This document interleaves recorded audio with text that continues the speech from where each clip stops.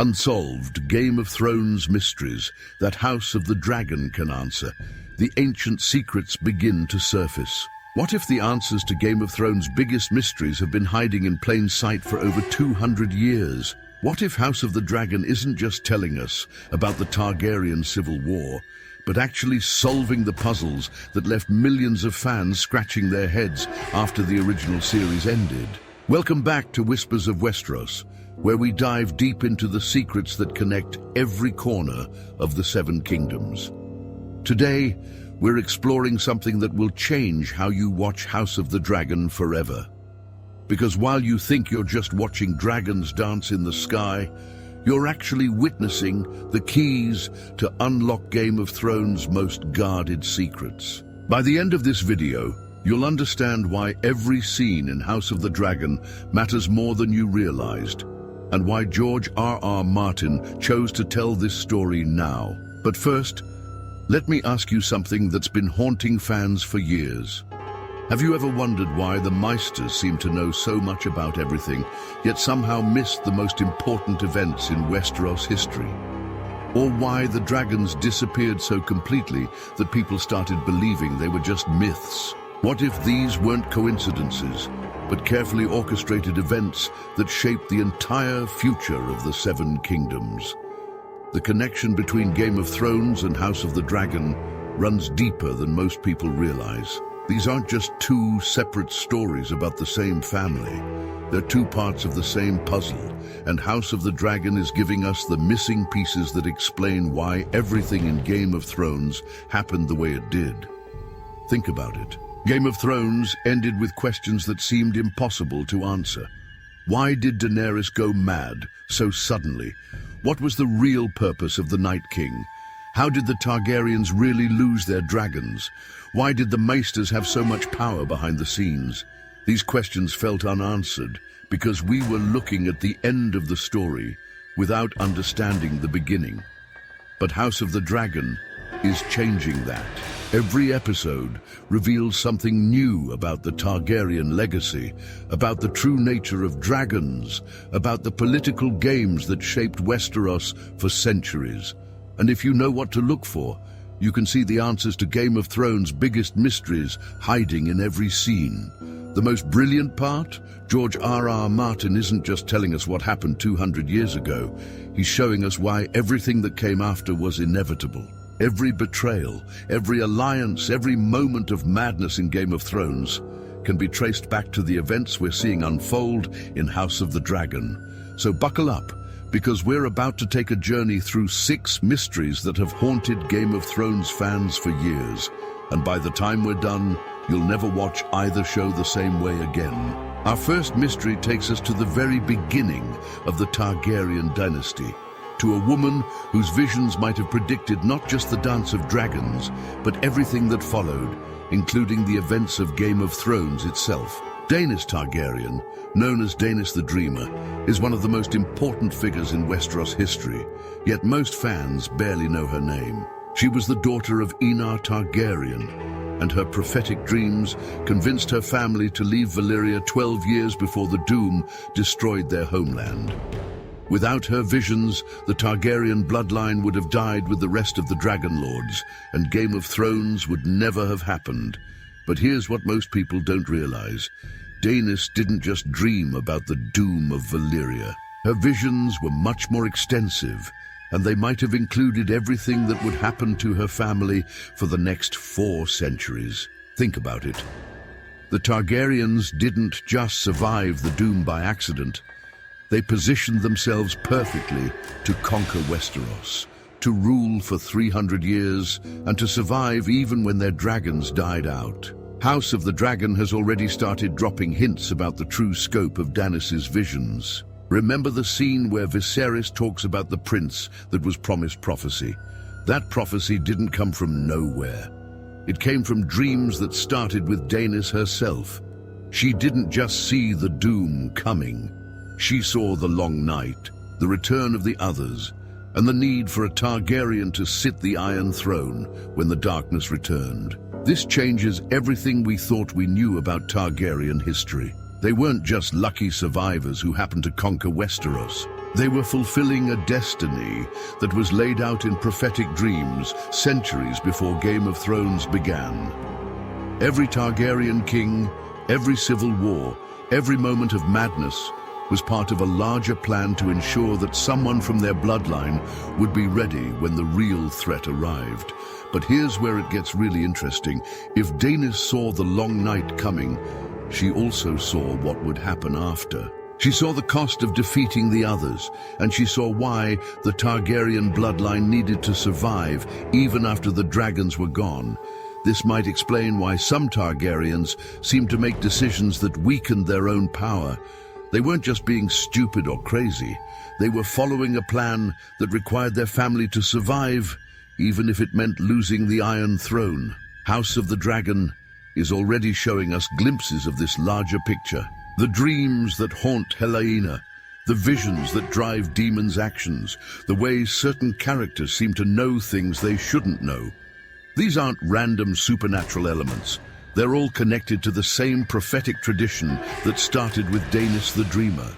And here's the most mind-blowing part. If Daenys' visions were accurate, then she might have seen exactly how Game of Thrones would end. She might have known that Daenerys would go mad, that Jon Snow would have to kill her, and that Bran would become king. She might have seen all of it, and she might have set events in motion to ensure that everything would happen exactly as it needed to. This brings us to our second mystery, one that's been puzzling fans since the very first episode of Game of Thrones. What makes Valyrian steel so special, and why can't anyone make it anymore? On the surface, this seems like a simple question. Valyrian steel is stronger and sharper than regular steel. It never rusts, and it can kill White Walkers. The secret of making it was lost when Valyria fell, and now there are only a few hundred Valyrian steel weapons left in the world. But what if there's much more to this story? House of the Dragon is giving us our first real look at Valyria at the height of its power, and what we're seeing suggests that Valyrian steel wasn't just a superior metal. It was something much more magical, much more connected to the supernatural forces that shaped the world of Game of Thrones. Think about what we know. Valyrian steel weapons can kill White Walkers, just like dragonglass and dragonfire. This isn't a coincidence. There's a connection between dragons, the volcanic glass found in Dragonstone, and the steel that was forged in the volcanic mountains of Valyria. They're all part of the same magical system, all connected to the same supernatural forces that created the White Walkers in the first place. But here's what House of the Dragon is starting to reveal. The Valyrians didn't just figure out how to make better steel. They figured out how to bind magic into metal, how to capture the essence of dragonfire and forge it into weapons that could stand against the supernatural threats of their world. And they did this because they knew those threats were coming. This is where the story gets really interesting. The Valyrians weren't just a civilization that happened to discover dragons. They were a civilization that was created specifically to fight against the forces of ice and darkness. The dragons, the steel, the magic, the entire Valyrian Empire was built as a weapon against the others. And when Valyria fell, that weapon was almost lost forever. Almost, but not quite. Because the Targaryens didn't just escape with their dragons, they escaped with the knowledge of how to make Valyrian steel, and they brought that knowledge to Westeros. But here's the crucial part. They didn't use that knowledge to make new weapons. They hoarded it, protected it, and waited for the right moment to reveal it. Why? Because they knew that making Valyrian steel required more than just knowledge. It required dragonfire, it required specific magical conditions, and it required a threat worthy of such weapons. The Targaryens couldn't just start mass-producing Valyrian steel swords in peacetime. They had to wait until the real enemy returned. House of the Dragon is already showing us hints of this. The way certain characters talk about the old ways, the mysterious rituals that surround dragon bonding, the ancient ceremonies that seem to connect the Targaryens to forces beyond their understanding. These aren't just cultural traditions, They're the remnants of a magical system that was designed to create weapons capable of fighting supernatural enemies. And here's the most important part. The secret of Valyrian steel wasn't lost when Valyria fell. It was hidden, protected by the Targaryen bloodline, waiting for the moment when it would be needed again. The few Valyrian steel weapons that exist in Westeros aren't just random survivors from the old days. They're carefully preserved tools that were meant to be used when the Long Night returned. This explains why these weapons ended up in the hands of the exact people who needed them during the war against the others.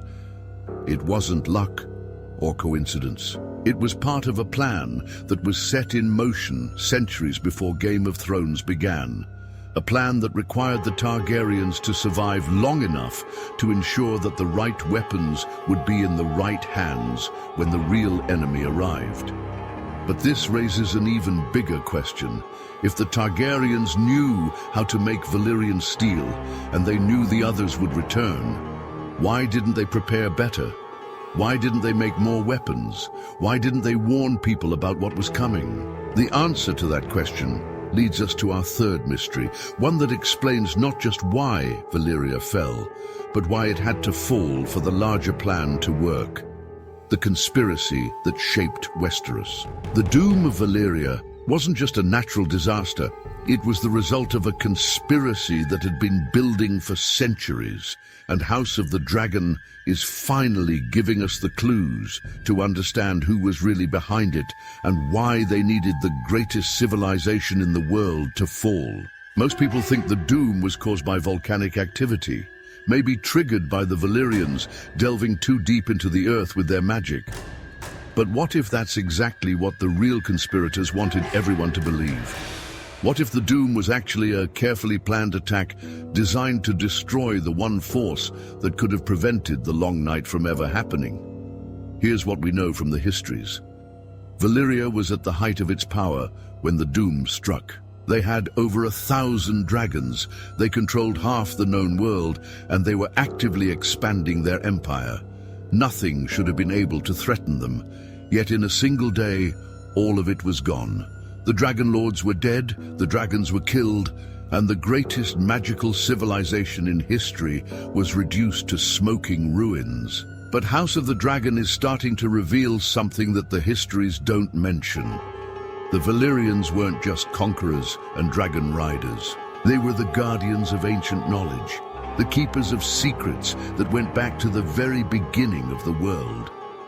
They knew about the others, they knew about the Long Night, and they were preparing for the return of the darkness. This is why the doom had to happen. Not because Valyria was evil or corrupt, but because it was too powerful, too prepared, too capable of preventing the cosmic cycle that needed to play out. The forces behind the doom weren't trying to destroy civilization. They were trying to ensure that when the others returned, the world would be vulnerable enough for the prophecies to be fulfilled. Think about it. If Valyria had survived, the Long Night would have been over before it began. 1,000 dragons against a few thousand whites and white walkers. It wouldn't have been a contest, but the prophecies spoke of a chosen one, a prince that was promised, a song of ice and fire that could only be sung if the world was balanced on the edge of destruction. House of the Dragon is already showing us glimpses of this larger conspiracy. The way certain characters seem to know things they shouldn't know. The mysterious forces that seem to be guiding events from behind the scenes. The sense that everything is happening according to some predetermined plan. These aren't just storytelling devices. They're clues pointing to a conspiracy that spans centuries. And here's the most shocking part. The conspiracy didn't end with the doom of Valyria. It continued in Westeros, working to ensure that the Targaryen bloodline would survive just long enough to fulfill their destiny, but not so long that they could prevent the cosmic cycle from completing itself. This brings us to our fourth mystery, one that explains why the Maesters seem to know so much about everything, yet somehow manage to miss or misinterpret the most important events in Westeros history. What if they weren't missing these events at all? What if they were actively working to ensure that certain things happened exactly as they were supposed to? The Maesters have always been portrayed as scholars and healers, men who gave up their family names and personal ambitions to serve the greater good. But what if that's not the whole story?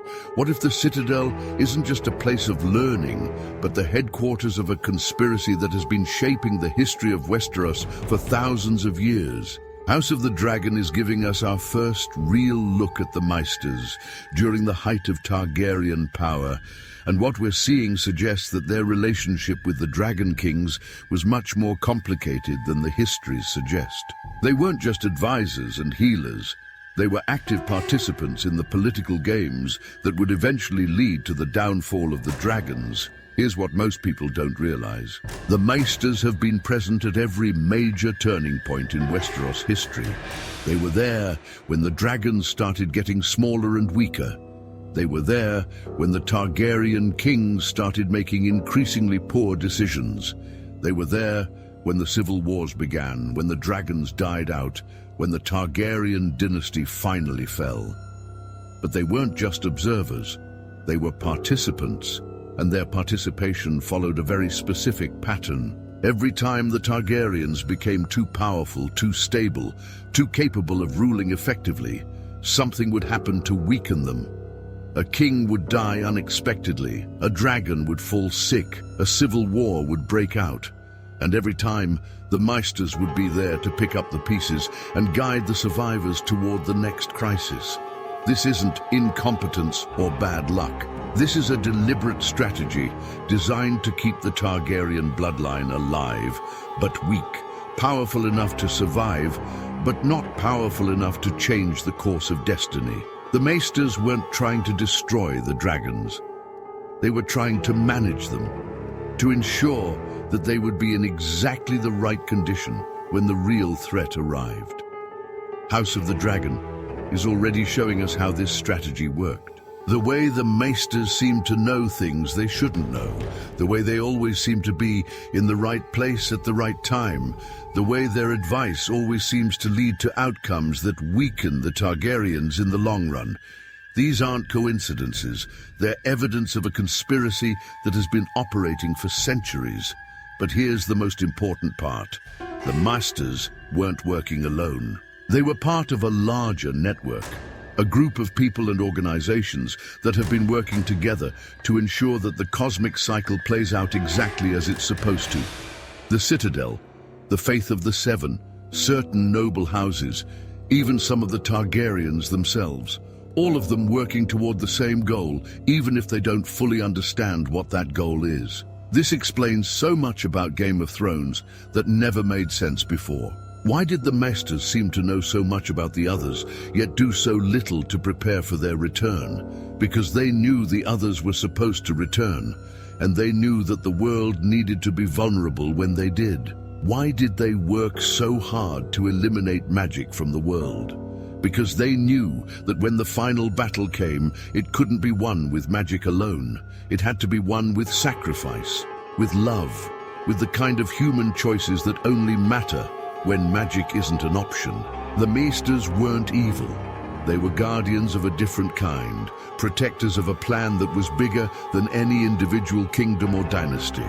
They were willing to let thousands of people die, willing to let entire civilizations fall, because they knew that the alternative was the complete extinction of all life in the world. But this raises another question. If the Maesters were part of this conspiracy, who else was involved? Who else knew about the plan, and what were they willing to sacrifice to ensure its success? The answer to that question leads us to our fifth mystery, one that explains why the Targaryen family tree is so much more complicated than it appears on the surface.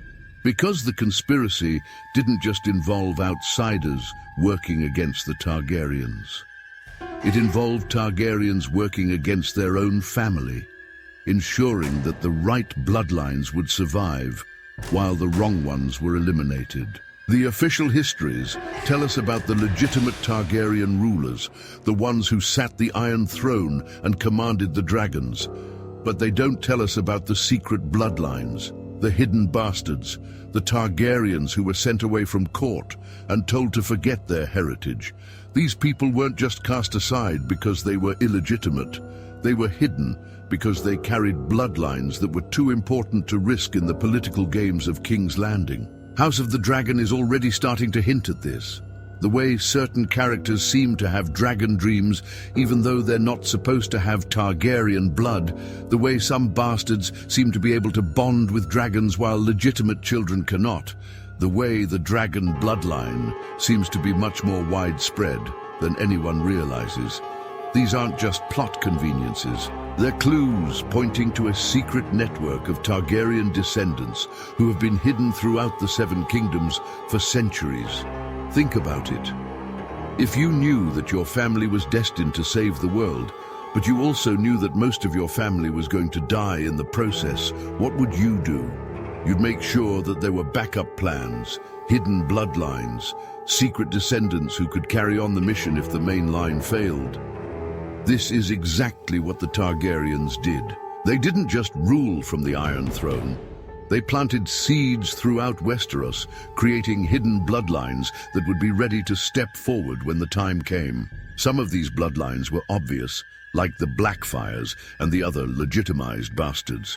But others were much more subtle, much more carefully hidden.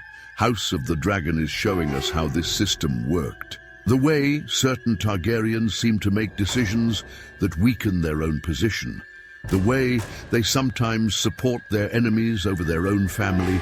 The way they seem to be more concerned with preserving the bloodline than with holding on to power. These aren't signs of weakness or madness. They're signs of a family that understands its true purpose and is willing to sacrifice everything to fulfill it.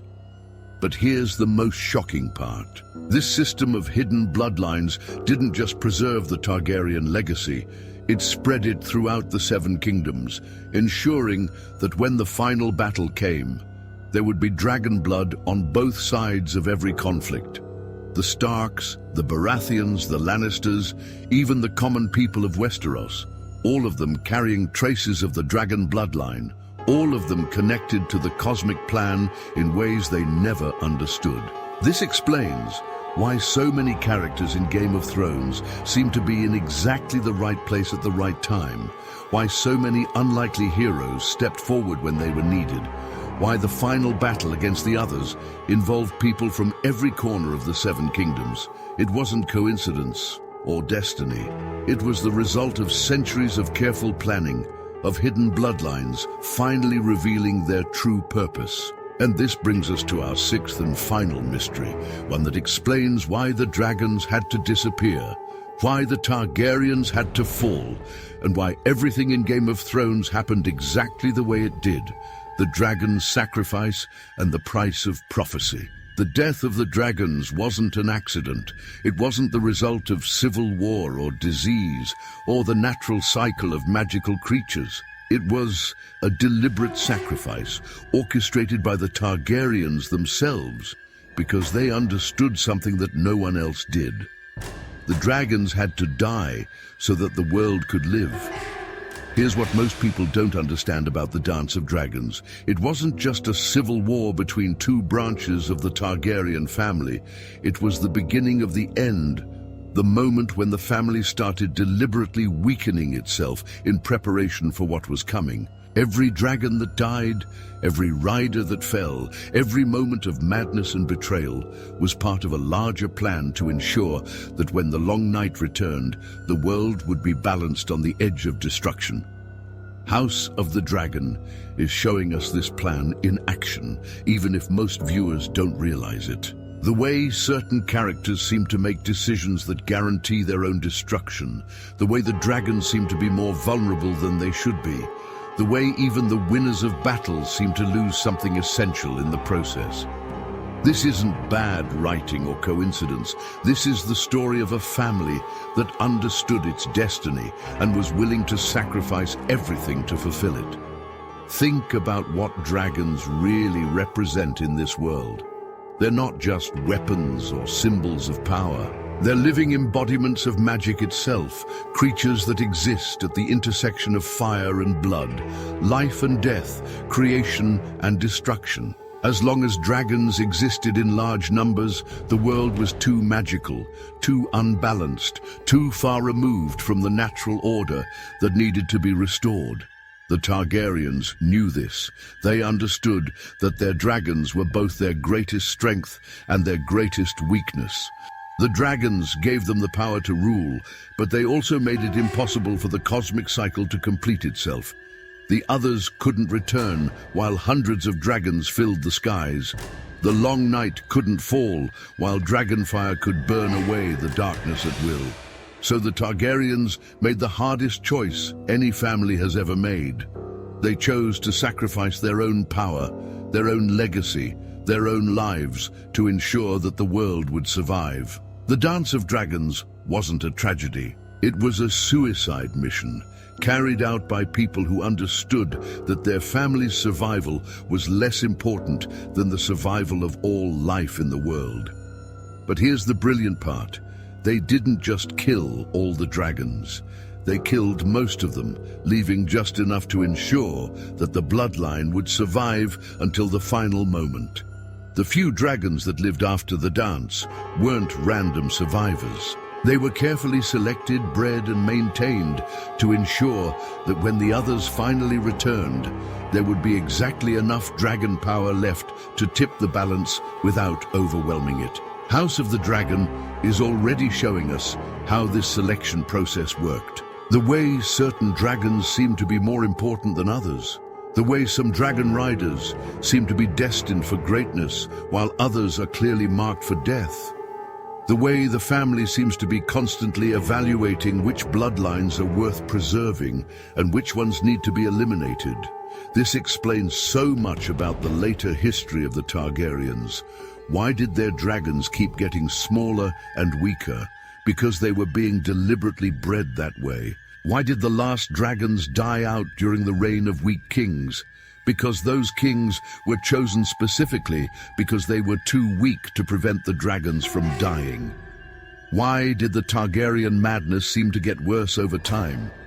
Because the family was carrying the psychological weight of a plan that required them to destroy everything they held dear. The Targaryens didn't go mad because of inbreeding or because power corrupted them. They went mad because they were the only people in the world who understood what was really happening, and that knowledge was too much for any human mind to bear.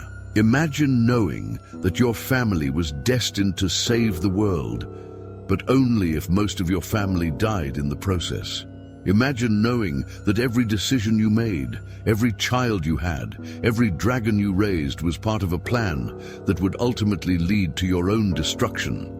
This is why Aerys II became the Mad King. Not because he was inherently evil, but because he was the culmination of centuries of carefully planned madness. The final Targaryen king who would be so terrible that his own son would have to rebel against him, setting in motion the events that would eventually lead to the return of the others and the fulfillment of the prophecy.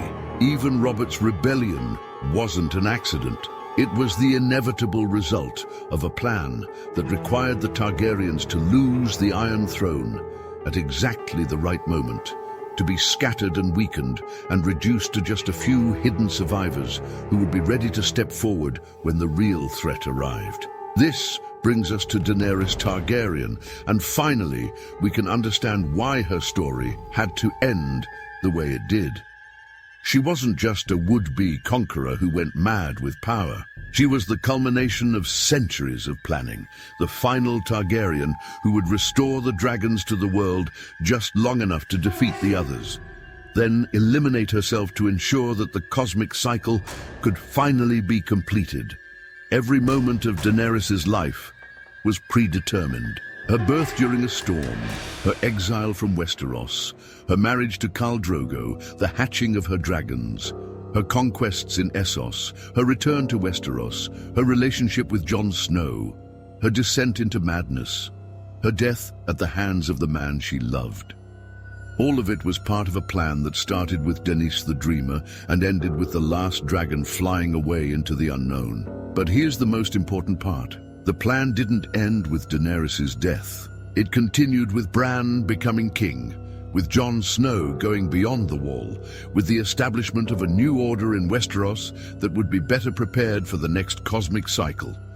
Because the others will return eventually, and when they do, the world will need to be ready for them. House of the Dragon isn't just showing us the history of the Targaryens. It's showing us the blueprint for how the world prepares for cosmic threats, how civilizations sacrifice themselves to ensure the survival of life itself, how individuals can become part of something larger than themselves by accepting roles that will ultimately destroy them.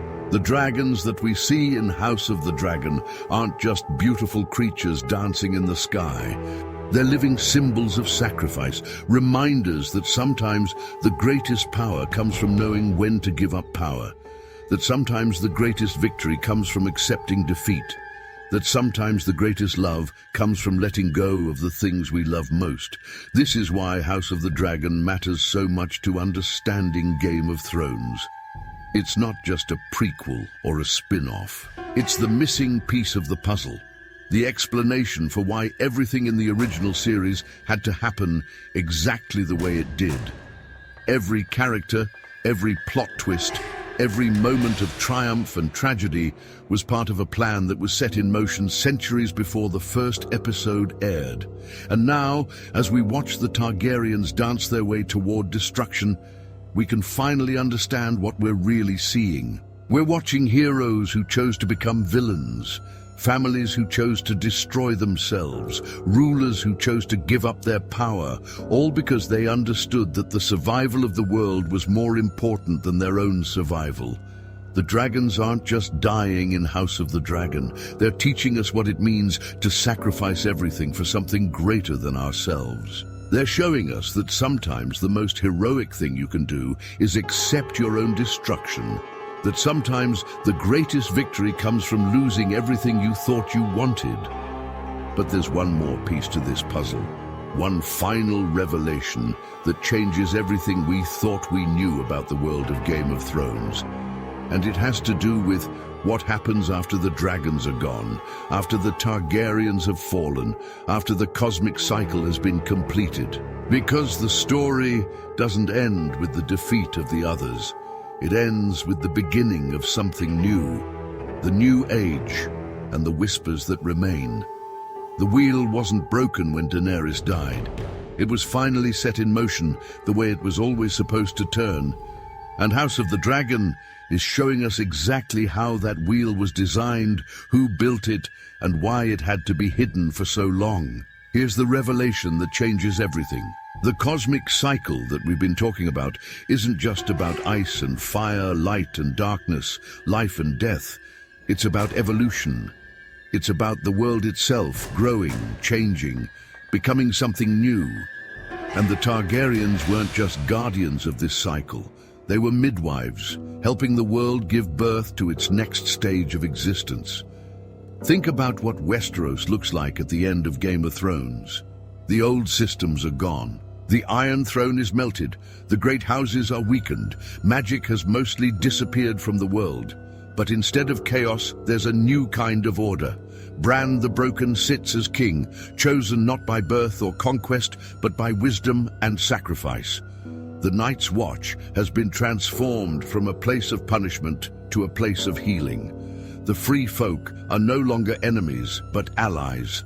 The entire structure of society has been rebuilt from the ground up. This isn't what victory usually looks like. It's what birth looks like.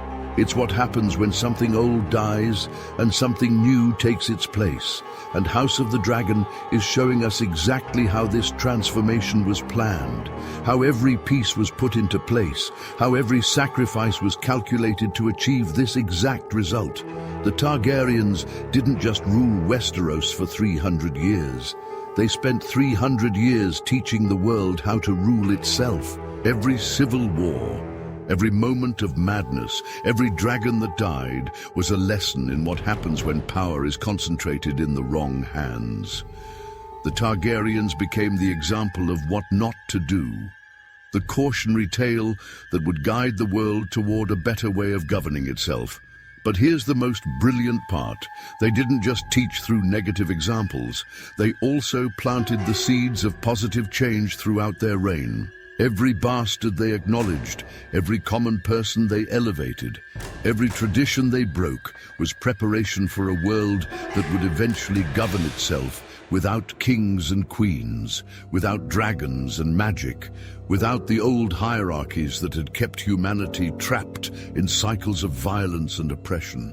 House of the Dragon is showing us this seeding process in action. The way certain characters challenge traditional authority, the way new ideas about governance and society are being introduced, the way the old ways are being questioned and tested. These aren't just plot points or character development. They're the beginning of a revolution that will take centuries to complete. This is why the Maesters were so important to the plan. They weren't just managing the Targaryens. They were learning from them, studying how power works, how societies change, how civilizations can transform themselves without destroying everything they've built. The Citadel wasn't just a place of learning. It was a laboratory for social evolution, a place where the lessons of the Targaryen era could be preserved and passed on to future generations. And this brings us to the most important realization of all. The story of Game of Thrones and House of the Dragon isn't just about one family or one kingdom. It's about the entire world, learning how to grow up, how to move beyond the primitive systems that have governed it for thousands of years, how to become something better than what it was. The others weren't just enemies to be defeated. They were the final exam, the ultimate test of whether humanity was ready to take the next step in its evolution. The fact that they were defeated not by superior force, but by sacrifice, by love, by the willingness of individuals to give up their own desires for the greater good, proves that the world was ready for what came next. This is why Jon Snow had to kill Daenerys, not because she was evil, but because she represented the old way of doing things, the belief that power comes from the barrel of a sword or the breath of a dragon. Jon's choice to sacrifice his own happiness, his own love, his own future, proved that humanity had learned a different lesson, that true power comes from knowing when not to use power. And this is why Bran became king, not because he was the best candidate, but because he represented the new way of governing, the idea that rulers should be chosen for their wisdom and sacrifice rather than their strength or birthright. Bran's reign isn't just a political arrangement. It's a symbol of humanity's evolution from a species that follows the strongest to a species that follows the wisest. But here's what most people miss. The story doesn't end with Bran's coronation. It ends with the beginning of a new age. An age where the lessons learned during the Targaryen era can finally be put into practice. The wheel that Daenerys wanted to break wasn't the wheel of power. It was the wheel of evolution, and it had to keep turning until the world was ready for what came next. House of the Dragon is showing us the beginning of this process, the moment when the wheel started turning toward its ultimate destination. Every character we meet, every dragon we see, every battle we witness is part of the same story that ended with Jon Snow walking into the wilderness and Bran sitting on a throne that no longer existed. This is why these shows matter so much, why they've captured the imagination of millions of people around the world. They're not just entertainment. They're a blueprint for how civilizations can transform themselves, how individuals can become part of something larger than themselves, how the greatest victories sometimes look like defeats, and the greatest triumphs sometimes require the greatest sacrifices. The whispers of Westeros aren't just rumors and gossip. They're the voice of history itself, the accumulated wisdom of centuries of struggle and sacrifice, the lessons that each generation passes on to the next. And if you listen carefully, you can hear those whispers in every episode of House of the Dragon, in every scene that seems to echo something from Game of Thrones, in every moment that makes you realize that these aren't just two separate stories, but two parts of the same epic tale. The dragons are gone now, but their legacy lives on. The Targaryens have fallen, but their sacrifice has made possible a world that no longer needs kings and queens to tell it how to live. The others have been defeated, but their return taught humanity that the real enemy was never ice or fire, darkness or light, but the primitive systems that kept people trapped in cycles of violence and oppression. And the wheel keeps turning, carrying the world toward its next stage of evolution, toward a future that we can only imagine, but that the Targaryens made possible through their willingness to sacrifice everything they held dear. So the next time you watch House of the Dragon, remember that you're not just seeing the history of one family or one kingdom. You're seeing the story of how the world learned to grow up, how humanity learned to evolve beyond its primitive origins, how individuals can become part of something greater than themselves by accepting roles that will ultimately transform them. The mysteries of Game of Thrones aren't really mysteries at all. They're lessons, teachings, guideposts pointing toward a future that's still being written. And every episode of House of the Dragon adds another piece to the puzzle, another clue to understanding how the world we know today came to be. Which of these revelations surprised you the most? Did you ever suspect that the Targaryens were deliberately weakening themselves as part of a larger plan? Had you noticed the connections between the Maesters' actions and the eventual fate of the dragons? Are you starting to see House of the Dragon differently now that you understand its true purpose? Let me know in the comments below.